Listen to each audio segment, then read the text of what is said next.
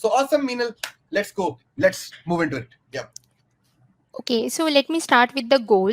So the basic goal over here, that onboarding the visually impaired people or specially able people, that I can say, uh, in a uh, in a better way, because currently if I see the onboarding process or make them understand what all is happening with respect to ATM cash withdrawal, or with respect to ATM pin change or receipt collection, it's not a very easy process that I think we can consider that one of the primary goal, that onboarding process should be swift Got it. and smooth enough. Then I could say we can enhance the engagement Okay. in a better way. Then third is related to when it comes to then I will think about the software aspect, because most Got of it. the time what happen, cash ATM machines are running out of money, or Got they it. are under maintenance, but at that time the people have to wait in a long queue for a long time. So Got it. most of the time people are not even aware about the if there is any technical issue is going on or ATM is running out of cash. So this will be my basic primary goals that I'm trying to resolve over here. Got it.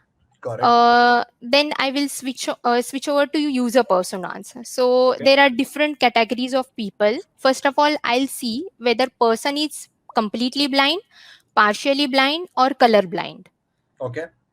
So in that, the next step would be the age group that I'm Mhm. targeting over here.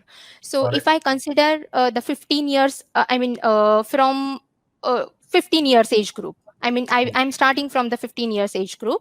Then Mhm. after that, I'm targeting the teenagers, because nowadays most of the guys, they have ATM access Got due it. to pocket money and all that stuff.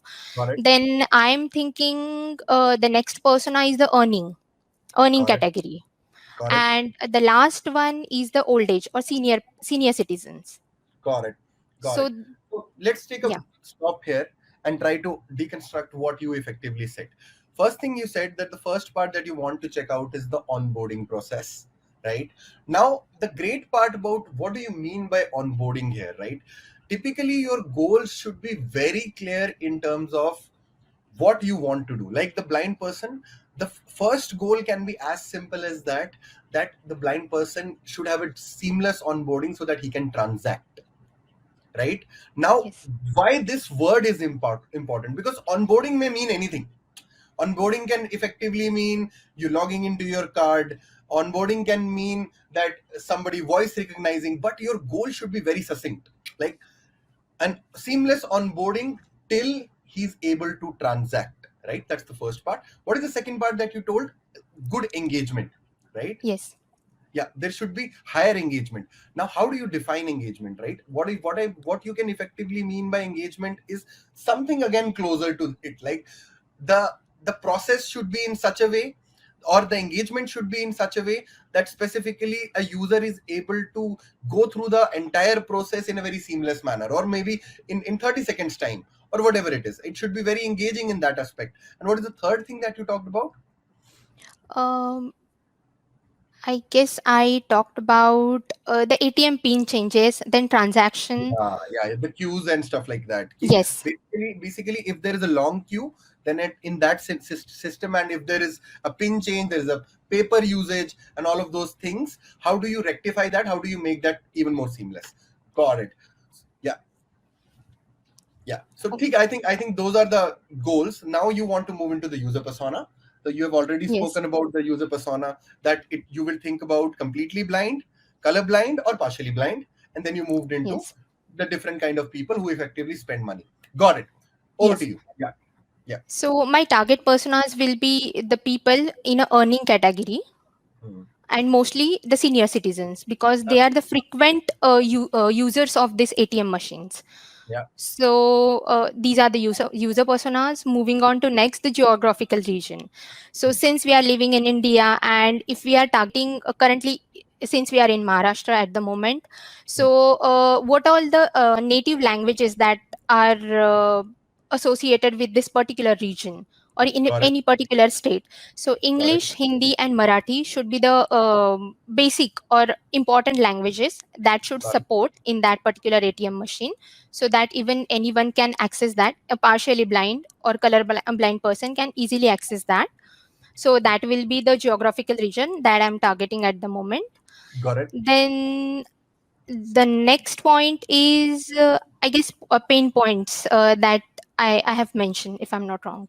So Meenal, if I may just ask you, which persona are you focusing more on? Are you focusing on completely blind? Are you focusing on partially blind? And is there a logic to it? Because see, one of the things that I told you that this is a very good thing that Meenal has asked. I told build an ATM for the blind. Now this is a very open-ended statement, right? Blind can mean anything, right? So can you clarify, or can you ask, rather you should clarify, do you completely look for completely blind, color blind, or partially blind? Yeah. Well, my focus will be on three personas at this time, because if I'm considering the completely blind people, then in that case, I'm going to give a voice assistant, Correct. headphones, and all sort of accessories, then Correct. that even a completely blind person can, it will be useful that for that personas. If I'm Correct. targeting the partially blind person, then I have to go certain with certain extra features, such as the screen resolution, that Correct. since the person is partially blind, he is not able to see it completely. So I should be careful about the user experience, screen Correct. resolution, Correct. and in a way, the voice assistance that I have just mentioned, the headphone facility that I will be providing. So that way, it will be helpful to the partially blind person as well. And Correct. the third is the color blind. Correct. So again, the color blind person, he's not able to identify the colors properly. So Correct. there has to be some braille assistance that Correct. I should be providing at the cash transaction, cash receipt sections. And after that, there are certain navigations such as enter, Correct. clear, and Correct. one more button is there. So, So what I would tell like you that. is, what I would tell you is just focus on one persona, which is, Okay. it is not necessarily I am telling you as an interviewer, just focus on one persona. Let's focus on the completely blind Com- persona. yes, sure. So I'll go with completely blind So, persona. guys, the interviewer can in between tell you to be very focused. Like I told her, let's not focus on three personas. Let's just focus on the completely blind persona, right? Yeah. Over to you. Yeah. Okay. So since I'm focusing on the completely blind person, or the first persona that we discussed about, so I would identify the existing pain point that the person is going through. So right now they are not able to identify whether the ATM machine is working or not. Then there is a sufficient cash, how long the queue will be, then privacy and safety guidelines, because there are chances of robbery and theft at some point of time. Yeah. Then sometimes they are not able to enter the enough or proper information due Correct. to the lack of voice assistance. So Correct. there are many more pain points that the people are going through at the moment. Correct. Can you note down the pain points for me? Like, can you put them down in an order? How do you effectively look at the core pain points? Yeah. Yeah, sure. So the first pain point will be the ATM is in a working condition or not. That will be the first pain point that I'm targeting over here. Second will be the sufficient cash, because the whole point is to have a good transaction, a Correct. successful transaction. This will be Correct. the second thing. Then third will be the enter information in a correct way, in an Hmm. efficient way. Hmm. And fourth will be the cash retrieval or the receipt retrieval. Hmm. This will be the fourth point. Um then fifth will be the privacy and safety. Yes. Yes. And the sixth one, which I would like to mention over here, is the assistance, the kind of assistance and support that you are getting from the ATM machine. Got it. Got it. Very valid points, Minal. I think very valid. So let's look into all of these pain points and what sort of solutions do you propose for them, and then probably prioritize those solutions. Yeah. Yeah, Yeah. absolutely. Yeah. Um, So right now, if I'm thinking from the hardware perspective, then I have certain solutions in front of me. Um,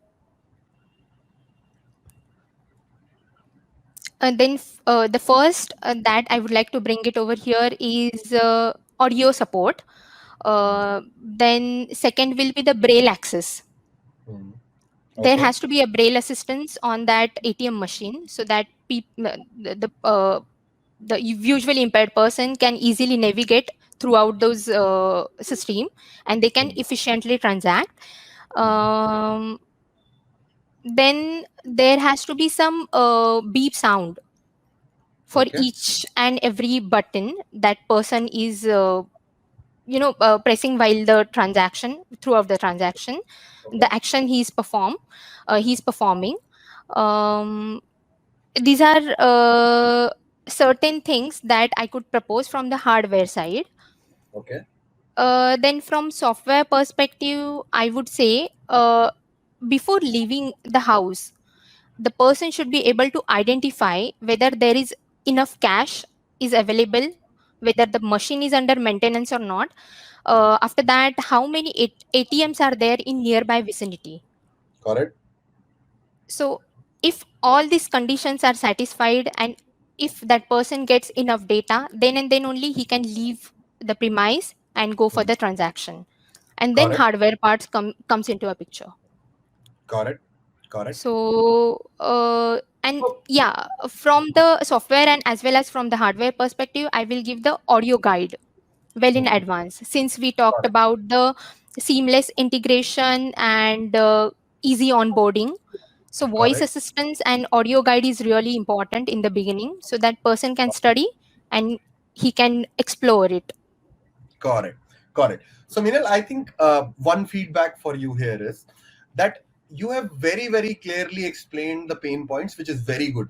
I think the biggest value points that you effectively say in an interview is primarily the pain points. You've talked about very amazing pain points, but from a solution perspective, you cannot be just very on top. Like, I'll give you an audio guide, right?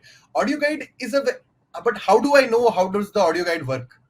Right, let's put it like that way. So my point is, as an interviewer, you have to give, or as an interviewee, you have to give that perspective. Like let me give you a very simple example, and then you can speak about the remaining few. Like in terms of Sure. audio guide, if somebody comes to an ATM, if he uses audio, right, let's assume you are saying that there should be an audio kind of a retrieval kind of a thing.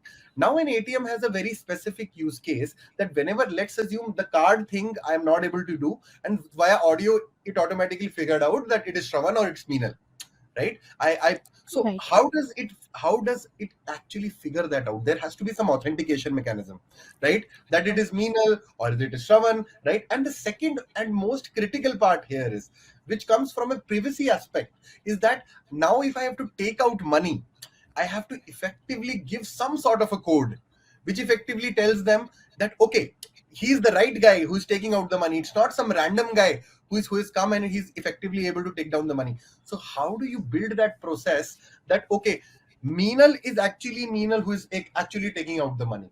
So if you can speak a little more about how the solution would work, that would be very critical. And it is for all of you guys. Right? You don't have to give the complete comprehensive solution, but give some sense of the edge cases of the solution. That this is one case that I'll solve in the solution. This is another case that I'll solve in the solution. Over to you, Meenal. Yeah, just a feedback. Yeah, yeah, Yeah, sure. Thank you. So I will talk about the authentication. yeah. So whenever I will onboard the person, blind person, whenever he will register in the bank account. He will get the ATM card and some sort of information guide. So Correct. whenever that person will enter his ATM card in the machine, then system should automatically identify Again, it based on I the want data. I want to ask you, how does a blind person enter his ATM card in the machine? It is going to be difficult for them, right? That if how does a blind person navigate that? Instead, can you think of some other better solution? Maybe he can use the mobile application Hmm. well in advance. uh, I mean, I'm just trying to I mean, think that's okay. from. That's okay. Think out loud. That's not a problem. That's not a problem. Maybe a bank can provide some application, web application. He Yes. can install on his machine. Mhm. He can complete the authentication process well in advance at his home. Mhm. And since most of the visually impaired person, they have a caregiver Got with it. them, helpers Got it. with them. Got So it. the one of the aspect, maybe the person will be helping uh, the virtually impaired person Got to it. insert that card in the machine. Got This it. is one of the way. Another way can be through the mobile application, where he can complete the all authentication well in Got advance. it. Got it. Again, so I have four more fundamental questions about this, Meena. One is, again, as a blind person, I would not be able to use the mobile phone. I would need some dependency on the second person. How do I navigate in the phone that this is what I have to do, this is not what I have to do? That's one. The second thing that I want to ask is, again, if you are making a dependency on a caregiver who is coming with you and put the card there, again, that's a dependency, right? So True. product solutions are always scalable. They're not, they're used, built for a particular persona. Again, so one of the ideas that I think Ashish has also put, that how can you integrate, and I want to give you a cue. Can we use biometric in some way to figure out? Yes. Yes. Uh, I'm so sorry, I forgot that point. We should have Yeah. a facial recognition in that case, or a Okay. fingerprint. That, Okay. I mean, these are the two things. Maybe we can authenticate person in a better way, and in a real time basis. I mean, facial recognition is one of the aspect that I can put it over here. Awesome, awesome, awesome. So that comes for the first point, that you came into. So the user journeys, you came into the ATM, you stood there, through voice you figured out, and you then effectively have a thumbprint or a biometric kind of a sensor which figures out, and you through voice you effectively tell that, okay, I want to take out $5,000, and it effectively gives you $5,000 outside. It has already validated. Now the second question comes: what if there are other people around and it's a blind man and somebody picks it across that money? What will you do about that? From a security perspective, you see, India is a very that kind of a country. There are people in the queue. Somebody sees he's a blind guy. Money comes out. He picks up the money. He doesn't. He has no way to figure out that the money is out, or maybe a sound comes. But how do I know that the sound actually validated that the money is coming out for me or not? Right? Somebody picked up the money and took it away. uh, Maybe in that case, I mean, ATM machine or ATM premise, they have to make sure that unless the transaction is completed, the door should not be open for that particular amount of time. I mean, But this how is will what you I. figure out that it's a blind guy or somebody, that the door should not be opened?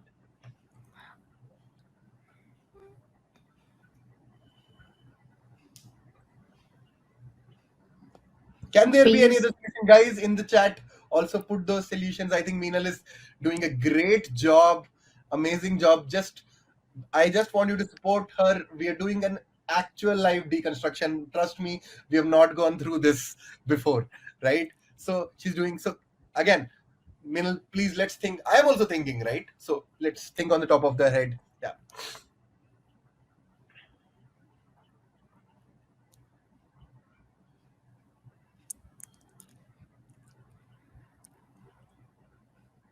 Can we do something like this, guys? What do you think about this? I think one of the reasons that we want to use an ATM is cash, right? But what is a parallel to cash in our world? Let's not think about credit cards and other things. What is a parallel to cash that we have used, the, that we currently use? What's a parallel to cash? What is a parallel to cash, guys? Can give me, can mean. I think one of the parallel to cash that I can very clearly think of is Paytm.